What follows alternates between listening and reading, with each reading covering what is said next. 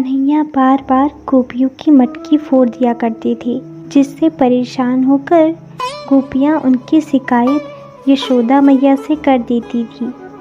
एक दिन यशोदा मैया ने कन्हैया की माखन चोरी करने के लिए उन्हें बहुत डांटा, जिससे कन्हैया गोपियों को सबक सिखाने के लिए यमुना तट पे गए और जब गोपियाँ स्नान कर रही थी तभी उनके वस्त्र ले गए।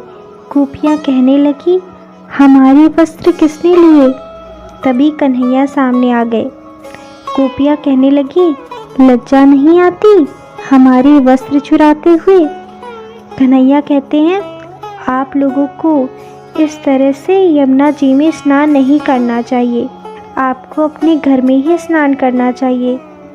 आपको लज्जा नहीं आती?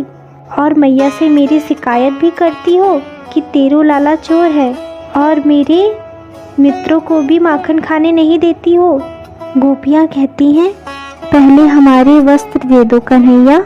कन्हैया कहते हैं, पहले वचन दो कि मैया से मेरी शिकायत नहीं करोगी, मुझे और मेरे मित्रों को माखन खाने दोगी और यमुना जी में इस तरह से स्नान नहीं करोगी। गोपियों ने कन्हैया को वचन दिया और बालकृष्ण ने उन्हें उनके वस्त्र वापस कर दिए। भगवान श्री कृष्ण प्रतिदिन वन में अपने साथियों के साथ गायों को चराने के लिए जाते और उनके साथ खेला करते थे। शाम के समय सभी लोग अपने अपने घर वापस लौट जाते थे। जब शाम को सब अपने अपने घर लौटते तो थक हार कर सो जाते थे। वहीं एक दोपहर के समय श्री कृष्ण एक पेड़ के नीचे अपनी सखाओं के संग खेल रहे थे। चारों ओर शांति थी। अचानक ही श्री कृष्ण की दृष्टि अपने बछड़ों पर पड़ी। उन सभी बछड़ों के बीच में एक अलग ही प्रकार का बछड़ा था, जिसे देखकर भगवान श्री कृष्ण आश्चर्यचकित रह गए। वह बछड़ा और कोई नहीं बल्कि एक राक्षस था, जिसने बछड़ों का रूप धारण कर रखा था। वह काफ़ी समय से भगवान श्री कृष्ण को नुकसान पहुंचाने की प्रतीक्षा कर रहा था।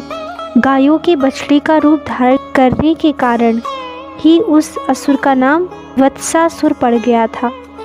भगवान श्री कृष्ण ने उस बछड़े को देखते ही पहचान लिया कि यह कोई बछड़ा नहीं है बल्कि कोई असुर है। भगवान श्री कृष्ण तो आंखें बंद करके भी पूरे संसार को देख सकते थे, तो उनसे यह असुर कैसे छिप सकता था। वत्सासुर को देखते ही कृष्ण उसकी ओर दौड़ पड़े और इसके बाद उन्होंने उस असुर के पेट पर इतनी जोर से प्रहार किया कि उसकी जीभ बाहर की ओर आ गई। इस आघात के बाद वह अपने असली रूप में आ गया और ज़मीन पर जा गिरा, जिसके बाद उसकी मृत्यु हो गई। भगवान श्री कृष्ण के सभी मित्र उसे देखकर अचंभित रह गए। श्री कृष्ण की जय जयकार से वहाँ का वातावरण गूंज उठा। बलराम और श्री कृष्ण की सखाओं में एक प्रधान गो बालक थे, जिनका नाम था श्री दामा। एक दिन उन्होंने बड़े प्रेम से बलराम और श्री कृष्ण से कहा, यहाँ से थोड़ी ही दूर पर एक बड़ा भारी वन है, उसमें बहुत सारे ताड़ के वृक्ष हैं, वो सदा फलों से लदे रहते हैं।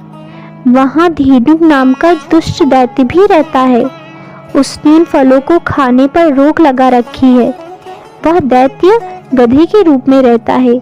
यह बातें सुनकर भगवान श्री कृष्ण और बलराम दोनों हंसे और फिर उन्हें प्रसन्न करने के लिए उनके साथ ताड़ वन के लिए चल पड़े। वन में पहुंचकर बलराम जी ने अपनी बाहों से उन ताड़ के पेड़ों को पकड़ लिया और बड़ी जोर से हिलाकर बहुत से फल नीचे गिरा दिए।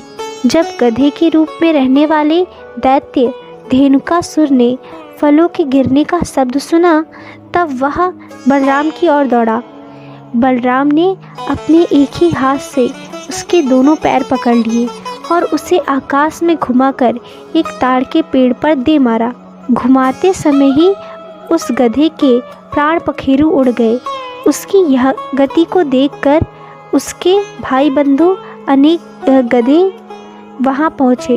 बलराम तथा श्री कृष्ण ने सभी को मार डाला। जिस प्रकार बलराम जी धेनुकासुर को मारा, ग्वाल बाल बलराम जी के बल की प्रशंसा करते नहीं थकते थे। ऐसे ही श्री कृष्ण भगवान की कथाएं सुनने के लिए धर्मालोकन को सब्सक्राइब ज़रूर करें। जय श्री कृष्ण।